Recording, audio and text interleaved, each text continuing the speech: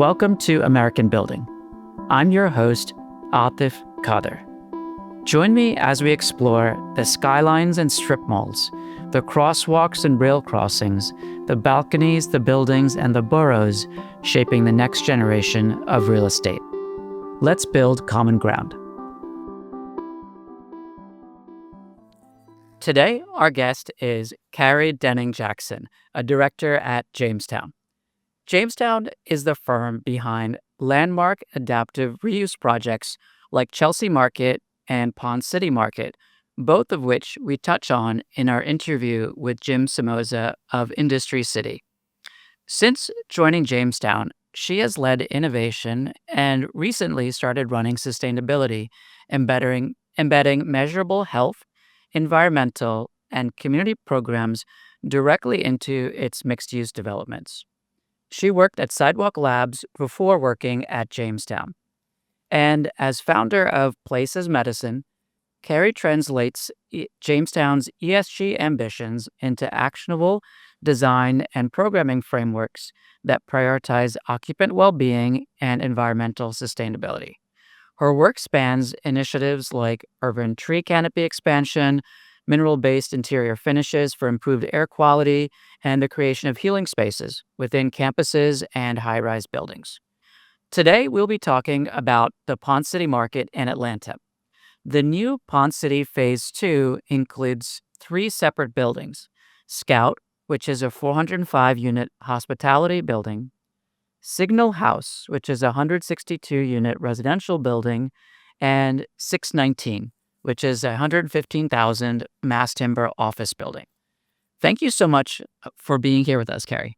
Yeah, thank you so much. It's such an honor to be on this. You've had some amazing people over time, and it's bizarre and very cool. You just interviewed Jim Somoza, so this is great. That's perfect. It's the worlds colliding. So, Oh, speaking of that overlap with Jim, both of you have worked with or on projects at Jamestown. So tell us about how you got to your role at Jamestown. What was your work history and your career before that?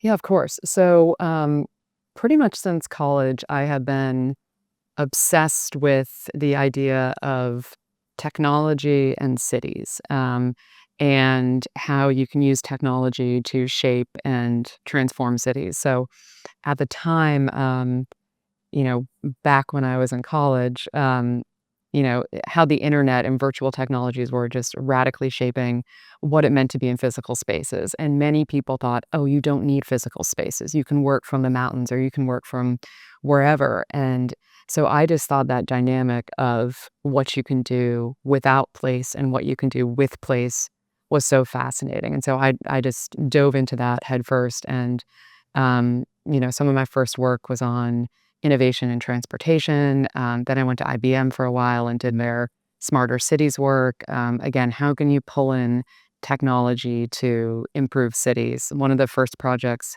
I worked on there was using cell phone data to understand anonymously where people were going.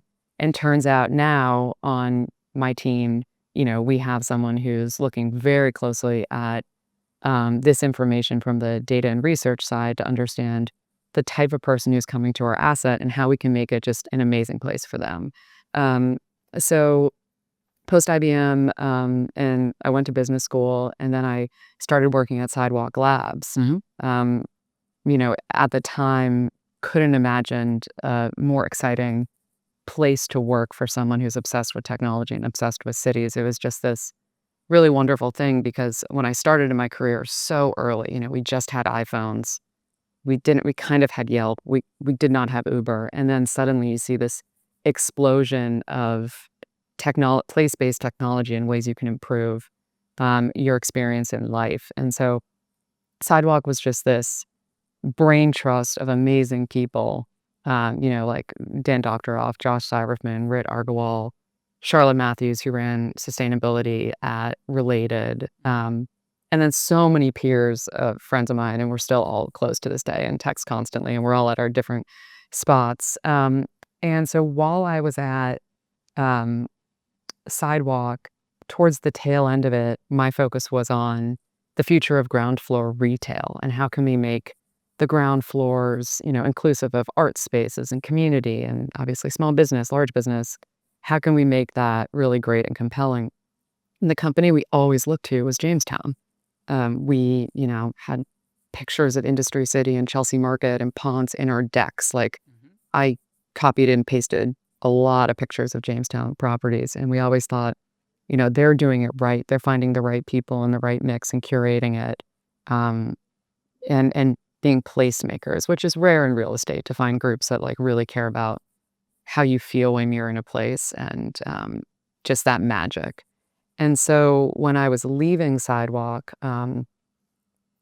I was just serendipitously on LinkedIn, as one does when they're looking for a new job. And a close friend of mine was at Jamestown. And so I reached out and turned out they had a job focused on innovation and bringing innovations to the properties. And it was like, this is perfect. So it was kind of a dream come true job and how I got to Jamestown.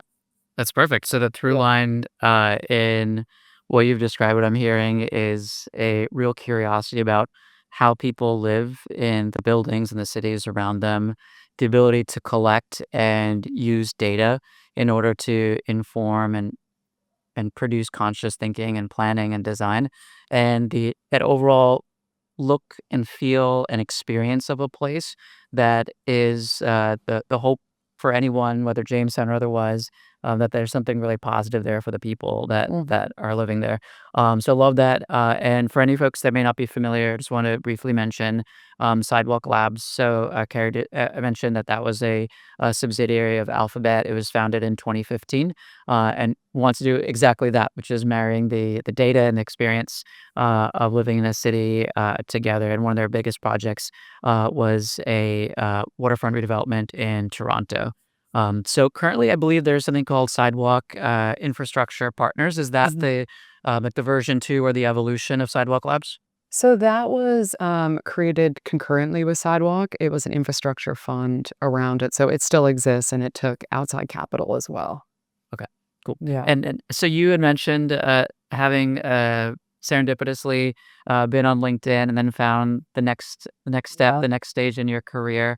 So in earlier on, I mentioned I described you as having started in innovation as the focus. That's the job there, the role that you focused on, and more recently, you Mhm. have added on to your portfolio sustainability. From Jamestown's perspective, could you describe what falls under innovation, what you're excited about in that arena, and then similarly for sustainability? Yeah, and I want to weave in the health piece, Mhm. or maybe you'll get to it, but you tell me.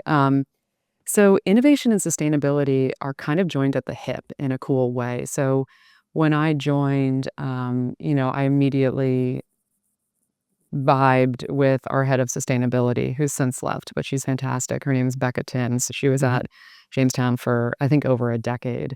And we, immediately landed on the fact that when I was looking at innovation in real estate, I saw three things. I saw the importance of data.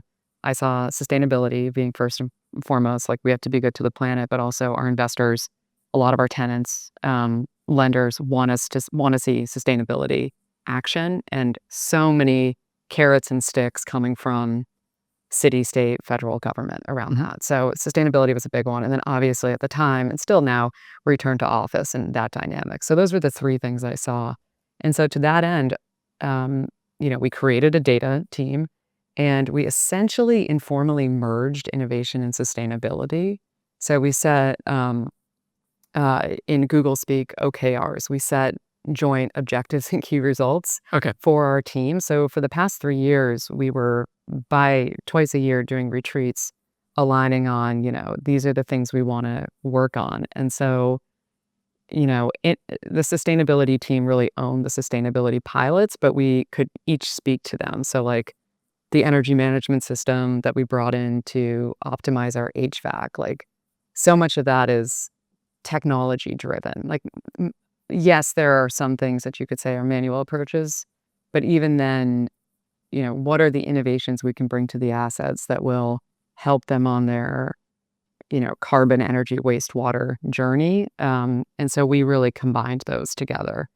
Um, and that's really the approach we still take of how can we weave in innovation um, to hit our sustainability goals. And we recently reset our global targets and commitments for ESG. This is something, companies, cities, states, everyone resets on a every few years. What are our 2030 goals or 2050 goals? And our second wave of goals ended in 2024. So we got a chance to reset them. And it was a really fun exercise. And we narrowed it down to 3 measurable targets around carbon, waste, water. And then we lined up 6 commitments. So we call them commitments because they're not, measured with a baseline with a number. So we're not going to call them a target because we don't know if we hit it.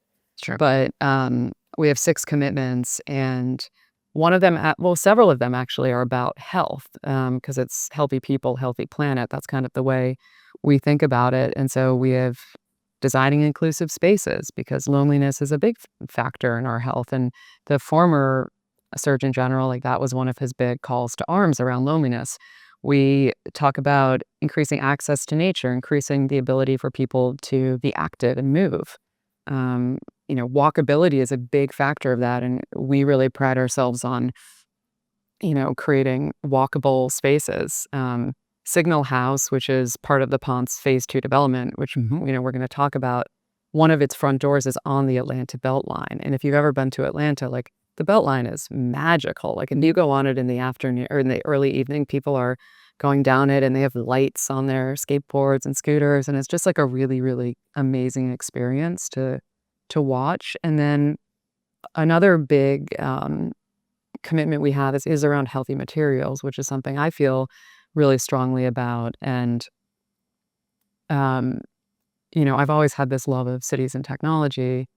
But when I became a mom in 2020, which feels so long ago, I can't believe he's almost 5. Huh. But I realized that, yes, I had a deep understanding of the relationship between nature and health, but I wasn't deeply ensconced in the materials that we use or air quality or water quality, even the lighting that we choose and its impact on our health or, mattresses having flame retardants, things like that. I knew nothing. And so I started to take a look at that and pursue some of this, creating content and sharing some of this knowledge to the world through a passion project outside of work called Places Medicine. But then I also got to jump in on work we're already doing at Jamestown around healthy materials. And now with the role of sustainability can really shepherd it even more. And so that's where we're doing stuff like healthy paint pilots using mineral paints instead of acrylic-based paint. So we're going to try those out and learn a little bit more. We tested cork flooring at Scout. It doesn't have some of the downsides that vinyl flooring has. Vinyl flooring is incredibly toxic to create, so that places where it's created in the US and in Canada have very high cancer rates. In Canada, they don't have as many boys because of the, unfortunately, phthalates, which can often be put into vinyl, are endocrine disruptors. They affect your hormones. So you want to try to move away from that as much as you can. And so we tried cork flooring. We're working through right now an MOU with a group called Habitable, which used to be Healthy Buildings Network. So they're going to help us, look at our materials library, give us insight on it, essentially grade it, and then help us move towards, healthier materials across the board, likely kind of hacking off the most challenging ones like carpet. I have a bazillion carpet samples here. And so we throw out something like 4 billion tons of carpet every year. 4 billion pounds of carpet, sorry. Tons is high in the United States. And a lot of it's plastic backed. And so you want to avoid that. So long way to say, sustainability is a broad topic. We are thinking about healthy planet and healthy people. And it's just been this really nice complementary intersection of passion I have outside of work and then how I can be part of existing work and help push the existing work forward in this role. And I think a lot of the overlaps that you described come really beautifully together in your roles at Jamestown. And you mentioned carbon, waste, and water as the three focus areas for the company.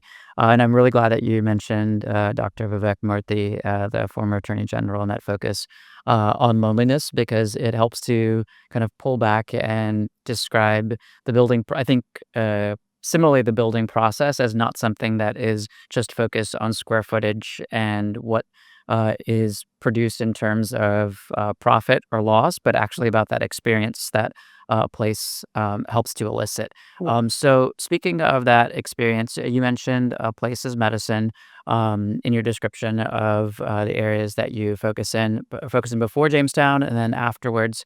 So, tell us about what were your experiences that helped you to decide that there was a need for something like place as medicine and then decide to launch it? And what is that? What's your goal overall with that initiative? Yeah, it's really when I became a mom, it was just, like, so surprising to me, like, just how little I knew about, again, something like flame retardants in mattresses, where a recent study came out, University of Toronto, a woman named Miriam Diamond, this was, like, a month ago, that, the amounts of flame retardants coming out of children's the amount of flame retardants in the air, um, and phthalates, and I think it was UV filters around children's beds was extremely high, and they realized it's because their body heat was causing those chemicals to emit, and these are extremely toxic. One of the chemicals, which is somewhat out of use now, polybrominated diphenyl ethers, another study showed that it is the number one contributor to IQ loss in the I think, the United States or maybe globally, even before lead. And so there were just these things I was learning along the way of like, wow, this is nuts. And um, if I don't know about it, my friends don't know about it.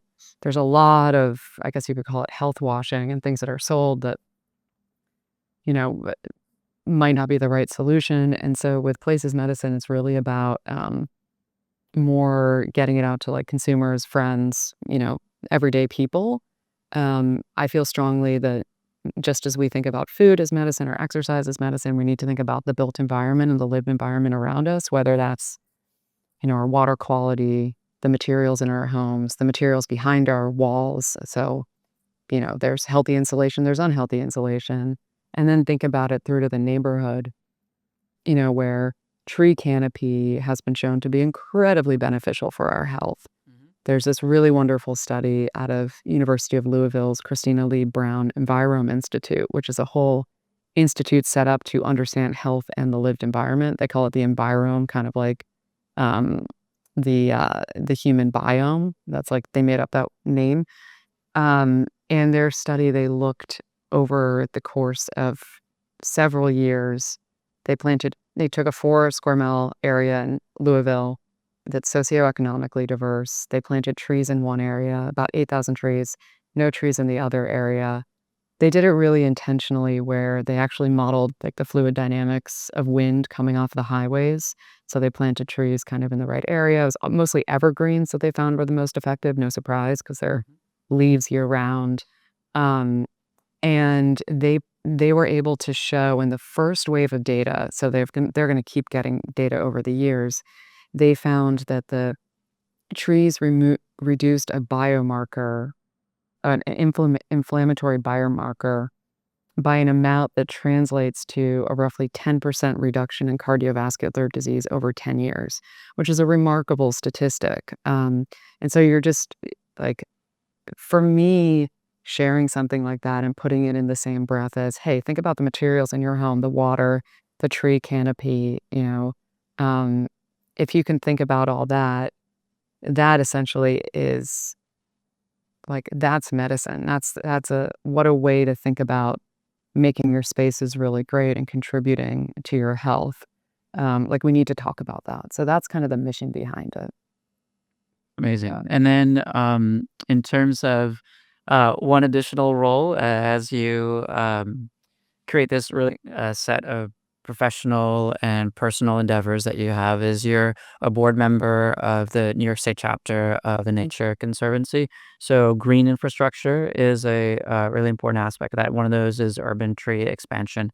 Could you talk about some of your hopes and your goals in your work with that organization? Yeah, I love the Nature Conservancy. I've been working with them kind of on and off since 2009. I did a couple papers in my master's with them around conservation and the growth of conservation and does that impact housing prices and things like that. So I've loved them for a long time. My areas of interest, no surprise, with them are um, cities, innovation, and then I care a lot about training younger people and getting younger people excited about green careers and upskilling. So those are the 3 big areas, and yes, absolutely, it's in New York State, in New York City, it's about increasing tree canopy. So the city voted, they approved a measure to increase tree canopy to 30%, um, but we need to, like, really get it in the budget, so there's advocacy efforts around that. And yeah, as you mentioned, green infrastructure, like, you see when there's, various, storm events, whether it's Sandy or Hurricane Henri and Mhm. all the ones we have, like, you see basement flooding in Brooklyn, you see really high flood, and that's all these impervious surfaces, so asphalt, in Brooklyn, and green infrastructure, so tree wells, parks, any green space absorbs, obviously, becomes a muddy field, it absorbs the water. And so, Nature Conservancy does a lot around that. There's a pilot in Greenwood Cemetery in Queens or in Brooklyn, can't remember. It's bad.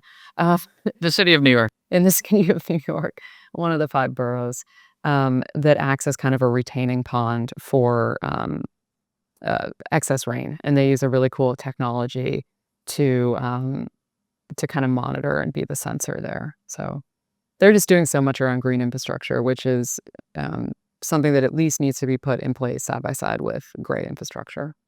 So this is, I think, a really good segue into talking about the project that we're focusing on in this episode, which is the Ponce City Market Yeah. Phase 2, because it incorporates so many of the themes that you described in your work with Jamestown, Places Medicine, and the Nature Conservancy. So, level set it, give us the big picture description of first what Ponce City Market is, and then about Phase 2. Yeah, so Ponce City Market is this incredible project. It was a former Sears distribution center. Jamestown developed it into this amazing mixed use asset. It's in Atlanta. It's in the old Fourth Ward.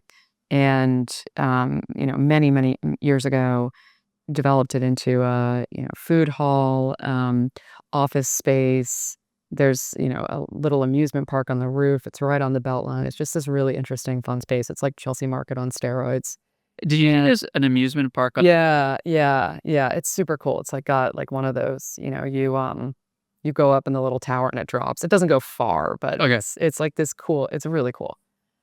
And recently, as I joined Jamestown, we were working on phase 2 of that. And phase 2 was a mass timber building around 4 stories, and then Hmm. 2 other buildings, both 21 stories. One hospitality building called Scout, and then the other one called Signal House, which is residential. And these were big projects, and they really did push the bounds of what we were, all about in terms of sustainability and technology. The, um, the mass timber office building especially is just this delightful building, and, um, it the whole story is really, really cool. Jamestown also owns timber as one of our asset classes, and we own some timber in the Southeast, and so the timber for the mass timber building came from our own, seedlings, and so it was this kind of like I think our head of timber calls it, like, tree to table or something like that. I'm gonna mess it up, but, it's like a full farm to table building, and, so it's this full continuum, and because it was all in the Southeast, the carbon footprint is low because it wasn't being trucked long distances, and people just love that building. It leased up very quickly, there's a Pottery Barn on the first floor, and people go into the Pottery Barn and they're like, "Oh, what's that smell? Is that a candle? I want that candle." And turns out it's just the smell of the southern yellow pine. And so it's this like wonderful biophilic building where you're getting all the senses. You're seeing the wood grain, it has lots of balconies. There's plantings on the balconies. So visually, it's beautiful. It smells amazing. So there's just all these wonderful elements I mean, it would be such a great place to work. So it's incredible building. It's a great, it's a reminder that that contrast between, um, earlier you mentioned, beds, children's beds that have, fire retardants and the experience of having toxic chemicals in and around you versus having the very, alluring smell of southern pine as two very different experiences, and there's a level of consciousness about what could the experience of a user be, and then Mhm. making the conscious decisions to maximize that person's experience there. So I love that that focus that you described there. So you described that mass timber isn't just about aesthetics; it's about a uh, investment channel for Jamestown. It's about that experience for the users themselves. For folks that aren't familiar with mass timber and cross laminated timber, could you give an overview or description of what that is and how that's an alternative to things that people might be familiar with? Yeah, so it's wood, wooden beams that are essentially like compressed and glued down. So you create the superstructure of the building out of really, really strong, structurally sound wood. It's like really strong Lincoln logs. And the superstructure of this building was built in a very fast amount of time. I want to say it was one third the time. And we built it with 6 people and 2 foremen. And like that's You said 6 6 people, right? people. And obviously, like you're going back in and you're doing the facade and the MEP and all that stuff, but just the structure itself, because it's Lincoln logs. You're like boom, boom, boom, boom. And and it's a really, really it's just a different way of building. But you had asked earlier what advice we'd give around that. And, I wasn't the one responsible on this. I've learned what the teams have done. And at Sidewalk Labs, we were also trying to build actually 40-story mass timber buildings. Um, Including in the project, Toronto, what? yeah, we were going full mass timber. And so That was called Quayside, right? Quayside, yeah. And I think the current builder on it, last time, this was years ago, but believe it's Dream, and they were doing mass timber. You'd have to check that, but, I believe they were doing mass timber, and it's becoming a more popular building material, but it's just a different in how you do it. Instead of the current process, you do a lot of integrated upfront planning with all the different parties, um, Mhm. because it has to be all integrated together in how you build it. So the pre-construction, pre-development phase is much longer, and it's much more full team effort, and then the building phase is shorter. Um, so, what I would recommend would be, people understanding that and learning that nuance. I think the sourcing locally was really interesting for us, and, local supply chains for mass timber is an important thing. And then telling the story, especially to drive leasing and get it. These buildings tend to lease up faster because they're just like wonderful buildings to be in. All of that kind of ties together to create a compelling investment. Amazing. So for listeners that want to deep dive into that topic of mass timber, check out the episode with Nate Elback, who's the CEO of the Neutral Project. And we focus on understanding mass timber as well as how it's being applied in residential projects across the country. So mass timber is just one of the innovative and sustainability focused initiatives that Jamestown has put into place into phase two. So tell us about the other suite of initiatives and directions that the company is taking with the 3 projects that are part of phase 2. Yeah. So another big push we had was about air quality and air quality in the interior spaces, because that's a key one for occupant health. And so We did a few things there. We opted for cork flooring, Mhm. better air quality experience. We put in induction stoves, which is a really important one, As opposed to as gas? opposed to gas. Another recent study out of Stanford just came out around, the toxicity of gas stoves. And I know it's a political topic, but it's, not healthy to breathe in gas. And then one that seems extremely simple, but operable windows. You don't usually have operable windows on a 21-story building, and obviously they go out a small amount, but that Sure. allows, exterior air in and out of the building, which, indoor air quality does tend to be worse than outdoor, with the exception of my apartment, because I've tested that, and I live in Lower Manhattan, and it's really bad Uh-huh. from the windows.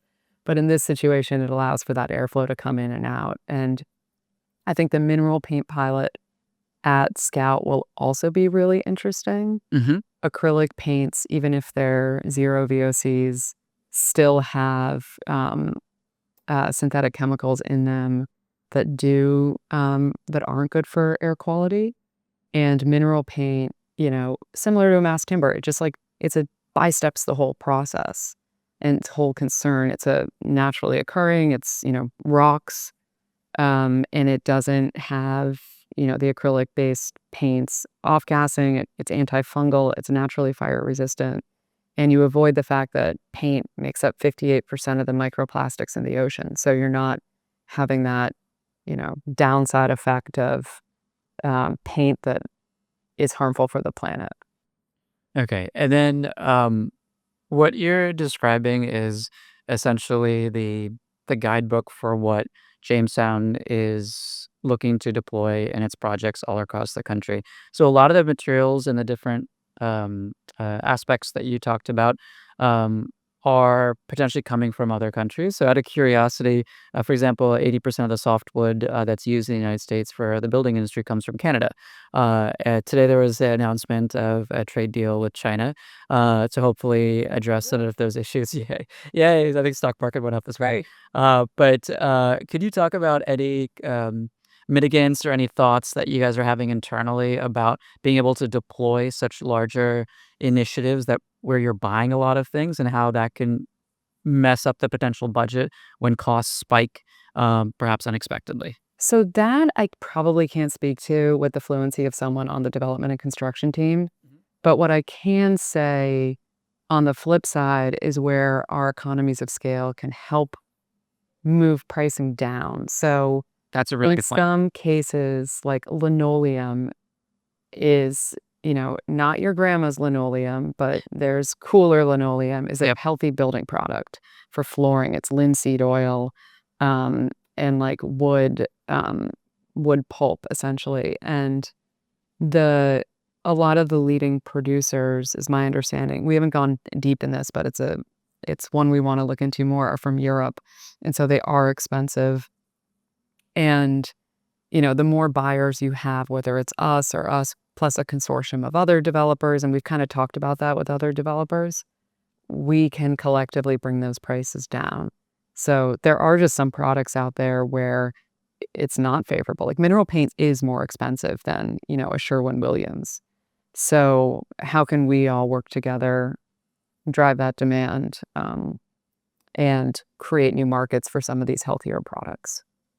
Amazing. So, as a organization as large and with such a wide footprint as Jamestown, you have the ability to produce projects that serve as pilots or case studies for other developers, for say mid-sized or smaller developers that are interested in. Let's start with mass timber. For using mass timber, could you talk about the planning or the strategy that someone should take to want to do their first mass timber project? Yeah, I think, again, yeah, I'm just gonna caveat that this is not, I'm not on the development and construction team, but my advice, I think, first and foremost, would be to talk to someone who's done it before and really get their learnings. There's starting to be more and more groups, and especially, there's a bunch of developers in the Pacific Northwest, Mhm. that have done this and can give you those learnings, especially around the stuff around the pre-development timeframe, you know, working potentially with Department of Buildings to, um, if you're working in a city where they don't yet, you know, have the policies and codes in place for mass timber, you can get those best practices. That's what I would bias towards, would be to learn as much as I can. Hmm. And there's a lot of like, there was just a mass timber conference at NYU that I was at, and a lot of groups that just want to share this topic, and so there's nothing proprietary necessarily about it. So I would kind of jump into that whole learning environment.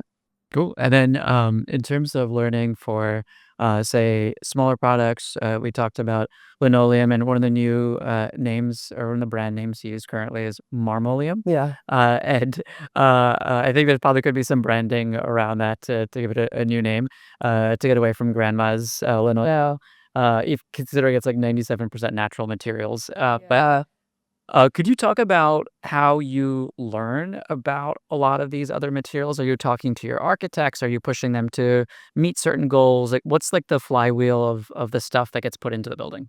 Yeah, I mean, there is no shortage of learning opportunities. There are such great groups out there that we really leverage and Hmm. talk to a lot. There's, Parsons Healthy Materials Lab. Hmm. Well, I'm not done with the course yet, but I need to finish their course on healthy materials, and it's been super informative on all of this stuff. They also had a healthy materials library at the new school, and so you can go in and see a lot of these really interesting products, seaweed-based foams or hempcrete, big concrete blocks out of hemp. Um, they're just, they're such cool products, and so you can learn from them. I mentioned Habitable is another great one. There's Mindful Materials. Hmm. ULI has a whole subsector, on and product council and groups working on healthy materials. So there are real leaders in this space. I've gotten to know some folks at Durst in New York City, and they're big leaders in healthy materials and sustainable construction. They've been leaders in this space for a long time. They would be interesting to have on your podcast at some point. So there's a whole community, and again, this stuff it's not like proprietary trade secrets. Sure. The more you can make the market and be buyers and share this stuff. We had a webinar, or a small group with a few other developers. We hosted it in March, and the CEO of Habitable spoke about all these considerations. I think it's teams may not have the bandwidth and the wherewithal at the moment to trial and or not trial, but really have a work stream around healthy materials. It's kind of like, okay, we're trying to build buildings economically and sustainably, and okay, whoa, healthy. Like, I got to take a step back and think about that. But Hmm. it was a great way to introduce different companies to the work. Amazing. And the experience of being at Ponce City Market is amazing. So I was there earlier this year in January and saw the original building, the adjacent buildings around it, and I definitely vouch for a lot of the benefits that you described for folks that are visiting there. So for you, you travel, you see a lot of Jamestown's projects, you see other projects through your professional endeavors. Where do you feel the most calm amongst all of those I projects? know. That's such a good question. I mean, outside of really spending time in nature, Mhm. which is kind of a cop out question for you, there was a building at Stanford, and I'm going to forget the name. That's where I went undergrad in business school. And it was this beautiful little space in this like eucalyptus grove, kind of in one of the main areas, but it felt really secluded. And you went inside, it was very meditative. It was almost like a Japanese look and feel. And it has Nathan Oliveira's paintings in it. He was a Stanford professor and also a wonderful artist. And it was like, it's an incredibly calming space. Like, just one of these like meditative, exposed to arts. Art calms your body. So I'd say that to me, epitomizes a space that I find, really rejuvenating and healthy from that perspective. Thank you. That sounds I feel calmer just hearing the description of Yeah, that building. it's Uh, really nice. So wonderful. I feel like we've had a really informative conversation. I learned a lot about a project that I visited at least twice, the Ponce City Market, and I hope our listeners that have known about the project are inspired to go there and see it again. And for anyone that hasn't been there, that gives them the push to go check it out and maybe experience it at nighttime on the High Line or the Beltway, Yeah, as Beltway. the Beltway, as Carrie mentioned. Yeah. Uh, A belt line, sorry, I'm losing my mind. The do you ac- Beltway is the one in Toronto. Yeah, underneath the highway. And the High Line is the one that goes through Chelsea Market, so, there's some connection between all of these. But anyway, thank you so much for your time here, Carrie. I've really enjoyed our conversation so far. Yeah, thank you so much. This was fun. I'm Atif Kader, and thanks for joining me on American Building. If you enjoyed this episode, be sure to subscribe on your favorite listening app and leave a rating and review. America's housing crisis is one of our greatest challenges, but what are the real solutions? Hear from the developers and other industry experts driving meaningful change. Get our exclusive guide, Housing in America: 8 Ways We Can Solve Our Way Out of a Crisis, at AmericanBuildingPodcast.com.